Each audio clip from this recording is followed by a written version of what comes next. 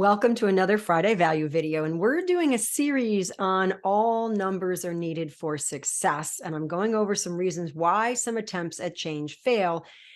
And currently, we're talking about, is your workout working? And last week, we talked about, is it isolated, and why that's not necessarily a good idea, because if you're working your triceps, if you want to put something on a shelf over your head, you're using your whole body. You're going to, and even try it. Just stand up right now and pretend you're going to put something a little bit heavy on a shelf over your head, and notice how your whole body's involved.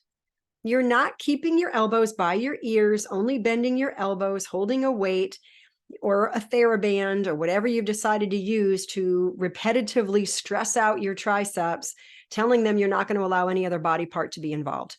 When you go to push that up on that shelf, you're pushing through your feet. Notice that. Notice the physics behind the movement. Every action requires an equal and opposite reaction. Whatever force you're asking your body to perform, an equal and opposite force has to happen. Like when you get out of a chair, you don't float. You push through the floor with your feet with the same force that's required to lift your body weight off the chair. Of course, you might be using your hands to help, but we won't go there. So today we're going to talk about, is it authentic? So many of you are very aware of this particular exercise, this knee extension exercise, pushing against resistance repetitively. This creates a very severe shear to the patellofemoral joint. Your knee is not happy about this, believe it or not.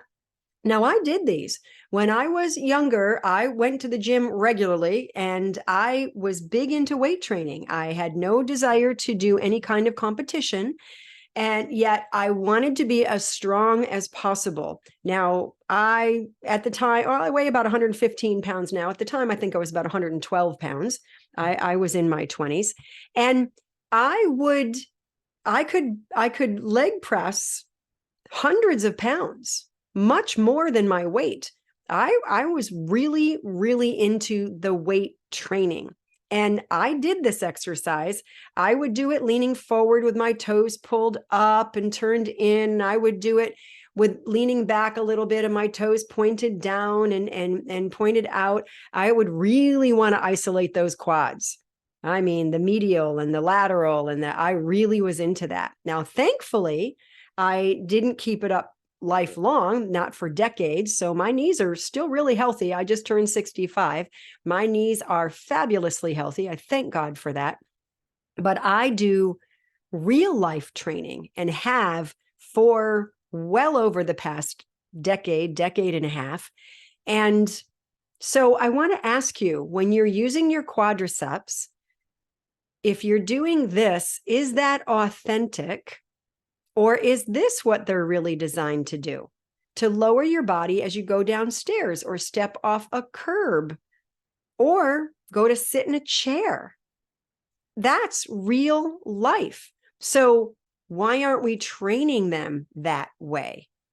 Why are we sitting, doing what's called open chain work with no weight bearing involved? And our quads are crying out going, okay, why are you doing this to me? Yeah, I can shorten and straighten your knee, but that's not how we work in real life. We work to lower you with control when you go downstairs or step off a curb. We work to lower you with control when you go to sit down, when you go to squat, to get something out from under the kitchen sink. That's how we work. We also work to help to straighten your knee when you're walking, but the hamstrings help with that too. And I don't want to get off on a tangent, but everything's connected to everything else in real life. So here's a picture demonstrating a much better way to train the quads. And this is to demonstrate if someone has any kind of balance issues, if they've got some real strength issues.